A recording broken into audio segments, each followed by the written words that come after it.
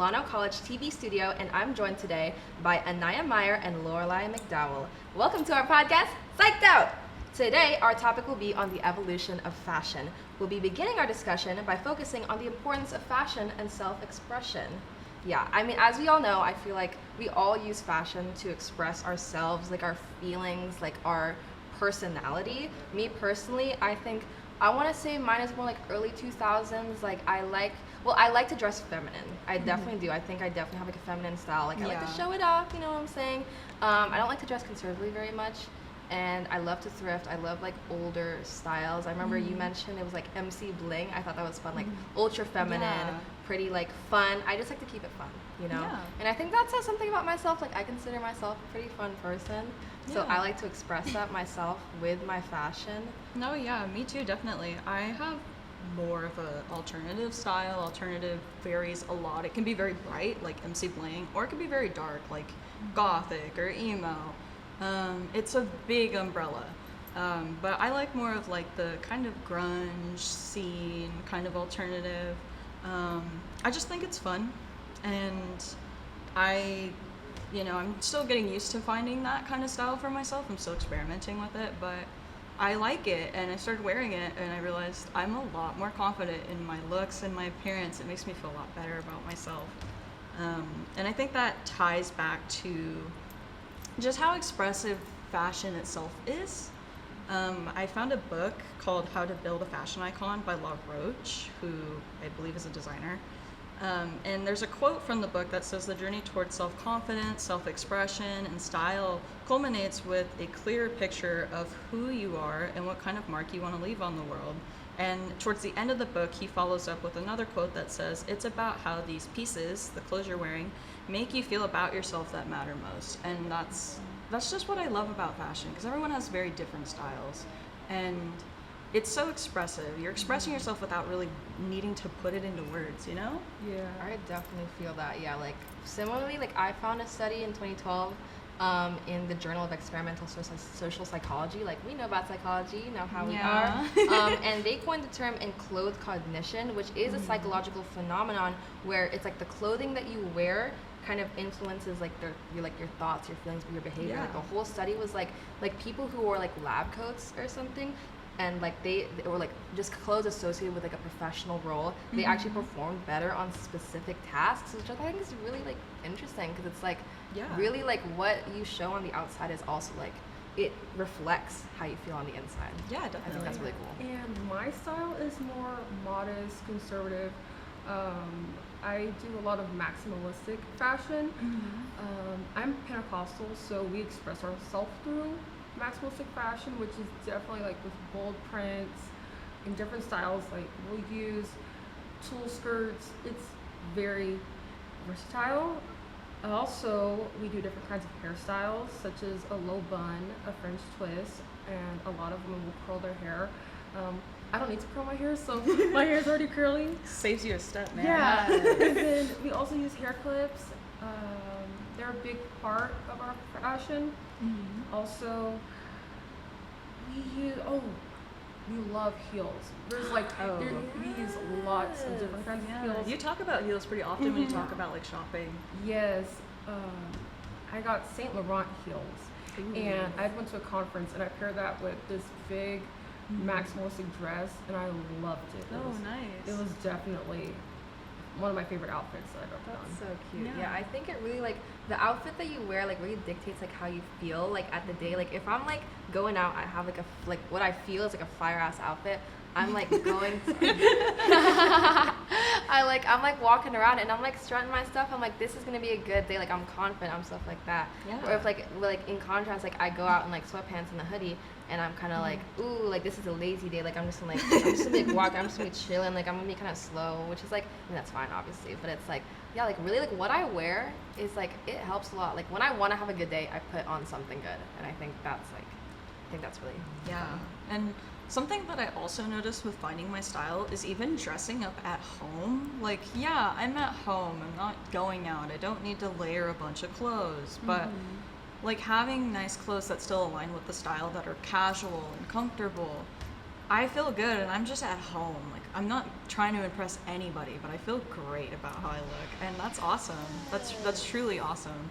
I actually really love that. I don't know if you guys have ever tried doing that, but I don't I really suggest dress up at home often, but sometimes like I like to put like a little like full face of makeup. Just, like I look in the mirror, That's I'm okay. like, whoa, I'm not bad. That's okay. I know you have a more dressy style, so it might be a Yeah. little harder to do Yeah. that, but like even with like, I don't know if you know those really big like girly, those like sheer kind of see-through robes with the big fuzzy like cuffs.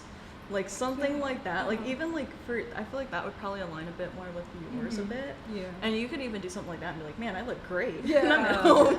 Yeah, we use a lot of layering pieces too. So we'll have like, it's like a lace shirt, and then you layer that like with a solid undershirt or a long sleeve, and then you can basically just add as much clothing as you want. Yeah, totally. That is so. Yeah, I think. Well, like also, which is like how like your kind of like thing like they like are like into maximalism, like long skirts and stuff like that. I think also like fashion also really connects to like the culture, like where you grew up Yeah, in. that's So like true. I grew up in the Philippines, and coming to America, it was like a whole nother thing. Like the clothes I saw were nothing like the clothes I saw in the Philippines. I feel like they dress Yeah. a lot more like differently. I think everyone has their own styles. Like you're not gonna see a goth in the Philippines. No, you're not. But That's in true. America, it's like it's awesome how everybody like really expresses themselves so confidently. You know, it's like I love looking at a person and being like, yeah, like you are like really your own person. That's what I love about fashion. Yeah. Okay. And so now that we've all shared our own personal styles and talked about the importance of fashion and expression, let's take a dive into how fashion began and where these styles came from with a timeline of fashion trends from older to modern day. Okay, so where I kind of wanted to start was like the beginning of the fashion industry per se, like the one that we know of, like with like designers and like brands and stuff like that. So that kind of started, I want to say, in the mid 19th century, like 1850s, 1860s Paris, with Charles Frederick Worth, and he kind of established the first like couture house in Paris, which like made like a shift towards fashion design by like creators instead of just like tailors, you know, instead of people just being like, I want this dress, I want that, stuff Yeah. like that. Because like obviously fashion has been around for like 1 billion million years, like since the dawn of time. Yeah. But I think that like there is something specific about fashion designers that I think is like really cool. So like yeah, from an article by Sharon Edwards and BBC News. So this guy, Charles Frederick Worth, he was like widely considered to be like the father of haute couture, you know, like Paris, fashion, model, Yeah. stuff like that. And he like revolutionized the way clothes were shown to clients with like models, and he was also the first to sew labels onto his like creations. You know, and we all know clothes got labels all the time now, every day. Yeah. Following up in the early 1900s, more specifically the 1920s, I found an alternative style known as the flapper girl. And this style consisted of shortened hair, shortened skirts, rolled up stockings. Because this was a period of time where women were very restricted in what they wore. They wore a lot of corsets, a lot of cumbersome hemlines, and unstable hairstyles. And women stopped liking that. This was really a time where young women started to celebrate unprecedented rights, including suffrage, increased access to education, and more opportunities for them to thrive like men do. So the flapper girl style was very rebellious to a lot of people for the women of their time because it went against a lot of the norm of wearing conservative clothing. It was a lot more revealing. And you said your style is a bit more conservative, Yes. so that's the other end of the spectrum too. Yeah, for sure. The next topic is the 1950s. The trend was very traditional and it was very classy. Women often wore long skirts. For example, in an article by Maddie Lang in 2017, she mentions that the key look of the 50s was the cinched waist and accentuated curves, adding and emphasizing classic femininity. During the 1950s, a trend was maxi skirts, which the focus was on bold patterns such as stripes, polka dots, or florals. Pattern skirts were extremely popular with a solid colored knit top. These prints also So the style, like the classic skirt and top, also created the iconic poodle skirt look that we now associate with the Oh, 1950s. okay. Yeah. So it was focused on classic style of dresses and skirts. Yeah. That is really cool. No, I mean, I think because in contrast, I want to talk about the 1960s because I love the 1960s because it was kind of like it was a revolutionary decade, right? Because it was the shift between like how you say like the refined like maxi skirt, like you know, all like a little more prim stuff like that, which I do see that I like that as your style. And then so it's kind of more like this was the first time that like young people like instead of like designers like the hot couture stuff like they dictated the fashion trend. So this is like when like daring fashion like go-go boots were invented, and instead of maxi skirt the mini skirt was invented, and I love a mini skirt, guys, which is why I love the 60s. So yeah, no, I think it's like really fun. Like I just like that's what I see. That's like what I like most about fashion, like when it's like fun. Yeah. You know, it's like colorful and it's like bold and it's like it's new, you know? Yeah. Yeah, so I think I like how different ours are in like really like cool ways, I think. Yes. I think that's Yeah. really cool. There's also alternative fashion in the 60s as well. It's more of a brighter alternative. Because remember, alternative is a very big umbrella. It can be very dark, it can be very bright. But ultimately, it goes against what society is saying is the norm, quote unquote. And hippies were very big in the 60s. That was the alternative style of the 60s. It was named as a bohemian style, and it consisted of a lot of flowing fabrics, a love for tie-dye, and according to an article on EBSCO by Ron Chipesky, it states that the members or hippies were alienated and distrustful of societal and political institutions. They rejected authority and status quo and believed that their best chance of changing society was to drop out of the competitive, materialistic world that their parents existed in. So they were very against most things government for that time period. It was very alternative for what the norm was. And actually, on the contrary, on a more darker end of the alternative style, the 70s introduced punk, which is very different from the hippie aesthetic. And punk was a DIY aesthetic that consisted of a lot of torn clothes, safety pins, lots of bold prints, and it directly challenged mainstream looks that were more conservative, like the one you had mentioned. And the punk aesthetic actually leads into the 1980s, because punk subculture started something known as the straight edge movement. And the straight edge movement was very, very, very against alcohol, drugs, sex, because that became very big in the punk scene in the 70s. And the straight edge movement was totally against this. They were straight edge. With the straight edge movement, they'd also do like the X's on their hands to represent it as well. And yeah, it was just really against like alcohol, drugs, sex. It was still punk, but they didn't like the way that the punk style was kind of going. I guess that makes sense, yeah, because sometimes when I think about punk, I think like rock stars, like Yeah. groupies, like stuff like that. And I guess I can see how it's like, what if you want to just like dress edgy, but like you're not actually like partaking in that kind of stuff? No, that makes sense. No, yeah. Yeah, so also in the 80s, the focus was also mainly bold, elaborate, unique, and very different styles. For instance, there was an article, it says that the boldest decade in modern fashion history, a magical era of over-the-top silhouettes, teased perms, and saturated colors. The era also focused on leggings and leg warmers, so I think that's very different and very interesting. I love a leg warmer. Me too. Yeah, and so then with the 90s, another important timeline, this style focused on tank tops, cargo shorts, capri pants, and sunglasses. And then it also focused on the Doc Martens, chokers, and crop tops. Yeah. And also, I think in the 90s, I think of Clueless. That Think of style. what? Clueless. Clueless, yeah, like Yeah. preppy. Yeah. Yes. Yeah.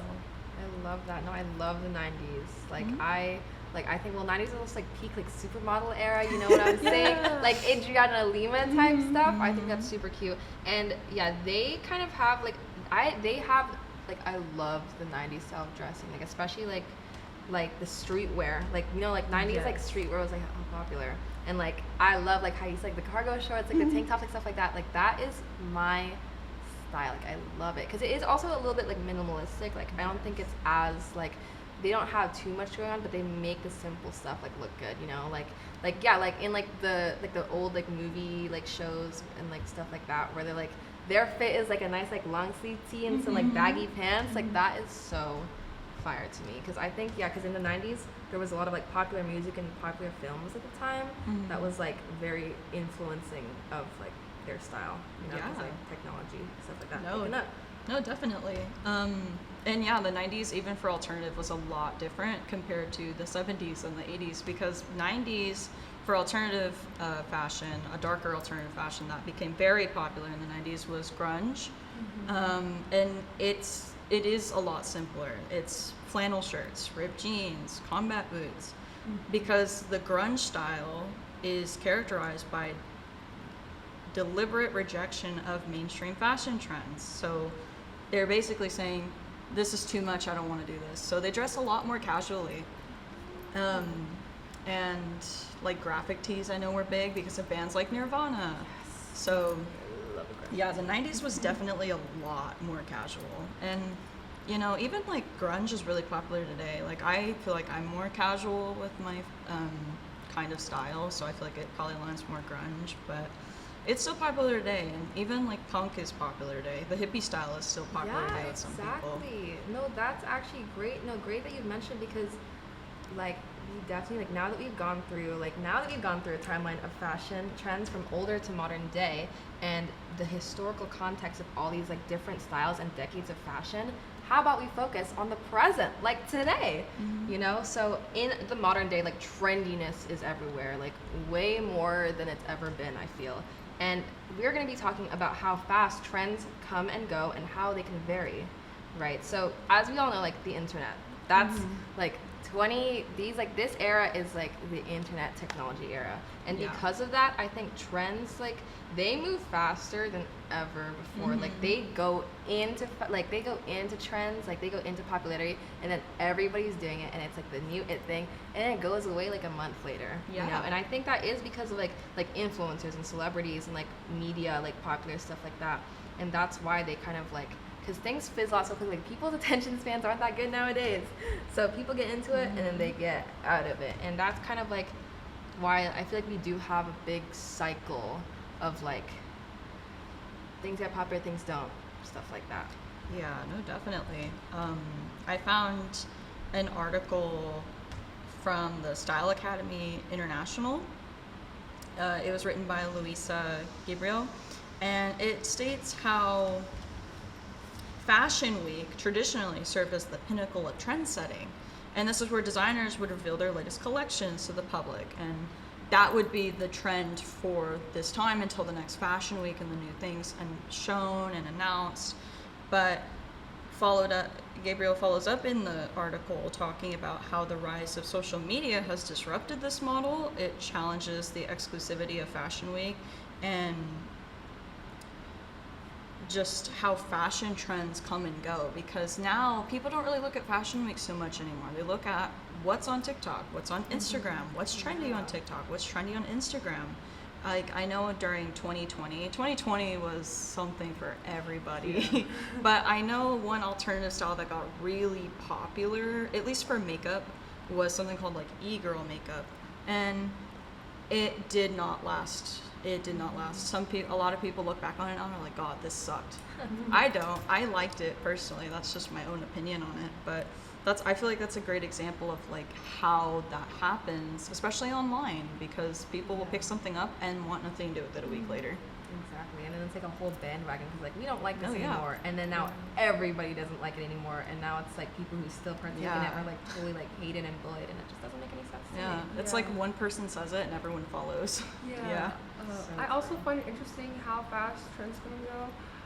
For instance, I don't know if you guys remember, like the shoe Crocs. Yeah. Like I remember that in middle school, I wanted them. No, my mom bought them for me. Crocs. I didn't want them until they became like trendy, but my mom got me these Crocs, and this was before they were popular. And I was like, Mom, I am not wearing those. And then my sister was like, Yeah, don't wear those. But then a couple years later, the shoe, everyone has it. And so it was eye-opening because it basically was trending on TikTok and Instagram, and so everyone has it. They thought it was comfortable. Yeah. But I could have had Crocs. That was a I little. mean, I'm wearing Crocs right now. Oh yeah. You're Yeah. a little early to the trend, man. You could have been the start of the Yeah. Croc hype. Oh, yeah. man. I tossed them through the garbage. That's so yeah. I've worn Oh. Crocs since I was a child. I feel like also just because of how fast trends come and go with social media, I feel like there is so much misinterpretation of what a style is too. Because like I said, alternative, very big, very broad. You could be very dark, you could be very bright and colorful. You could be very simple, you could be very layered. And I feel like with alternative styles, there's lots of mix. There's a big mix-up between like these subcultures of alternative all the time. I don't have a picture on me, but if you were to look up the emo style and you also look up the style of scene and then also the style of pastel goth, I can promise you a lot of people are going to tell you that it's the same thing. It's not the same thing. It's similar. A lot of alternative styles are similar to one another because they build off of each other, but they're not the same thing. And I use Pinterest for like outfit inspo. I feel like a lot of people do. And I see that a lot on Pinterest. Like if I'm looking up grunge, I'm getting Y2K. I'm getting more scene. That's not grunge. That's not what I was asking for. But because of fast trends and how people jump onto something because it's trendy, quote unquote, they don't really know what the style itself actually is. And that's just that's a whole nother can of worms. Like, I lost the word, but just misinformation online. That's what I was looking for. Misinformation through social media. Like one person will say something and everyone's like, yep, they're right. And that happens with fashion a lot too. So it's unfortunate that like your style that's so nice gets so easily misunderstood. I know another style that has the issue a lot too is gyaru, which became popular in Japan. And gyaru has a lot of different sub-styles. They look very similar because it's ultimately one thing, but they're not the same. And also, since I'm mentioning gyaru, I feel like also people glamorize styles a lot too. Like I've seen pictures online of women usually who dress in the gyaru fashion and they're doing like their makeup on the street, like by like a lamppost with their phone, and people are like, I want to be like this.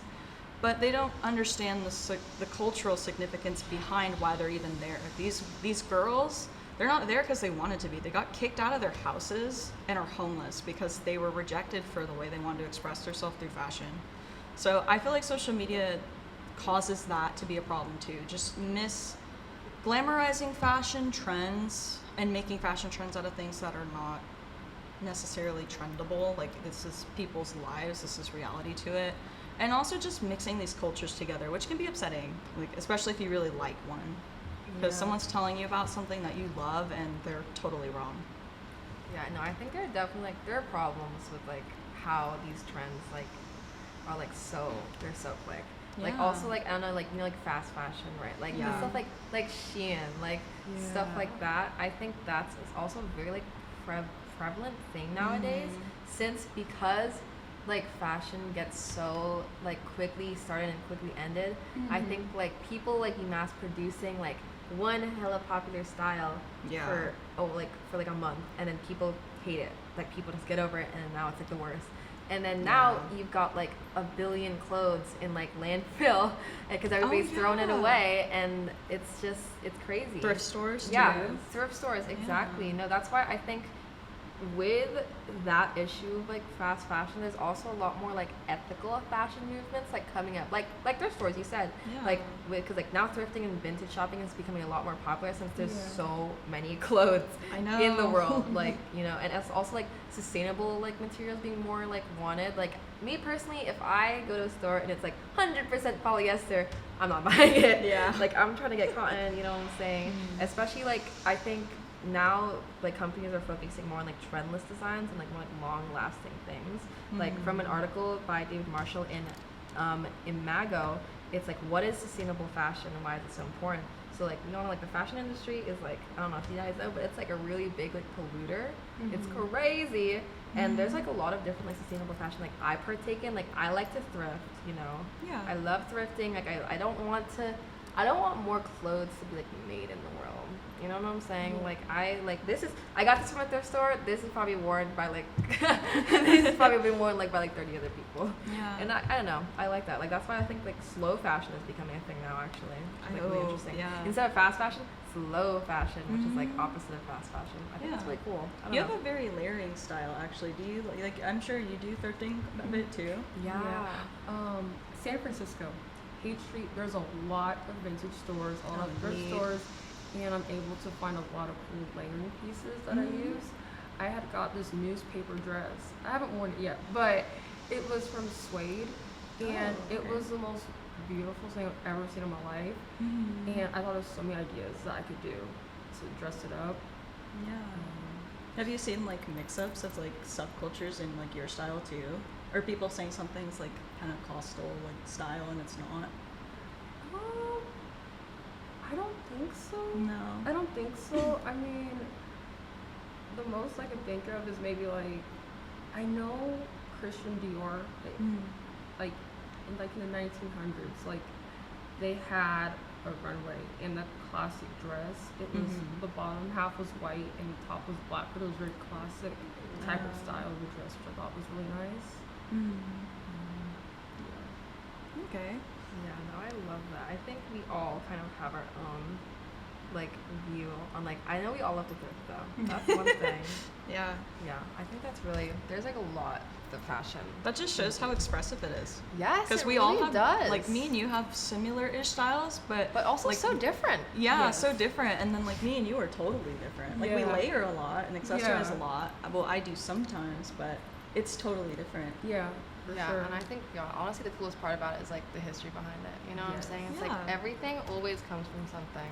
Exactly. And it's like it's so like evolved. Yeah. The evolution of fashion, guys. Yeah. So like, as we've said, that was the evolution of fashion. That was our podcast. We discussed the importance of fashion and self-expression, a timeline of fashion trends from older to modern day, and how fast trends come and go, and how they can vary. So once again, I'm Alexi Steban, and I've been joined by the wonderful Anaya Meyer and the wonderful Lorelai McDowell. So thanks for watching, guys, and stay psyched. Bye. Yes. College just got affordable. Up to 100% of enrollment fees can be reimbursed for first-time college students taking full-time classes. At Solano Community College, we are taking full advantage of this to further your future. With certificate and degree programs in industrial technology, aeronautics, biotechnology, and many others, Solano Community College is a staple for success. For more information, please contact the Financial Aid Office at 707-864-7000.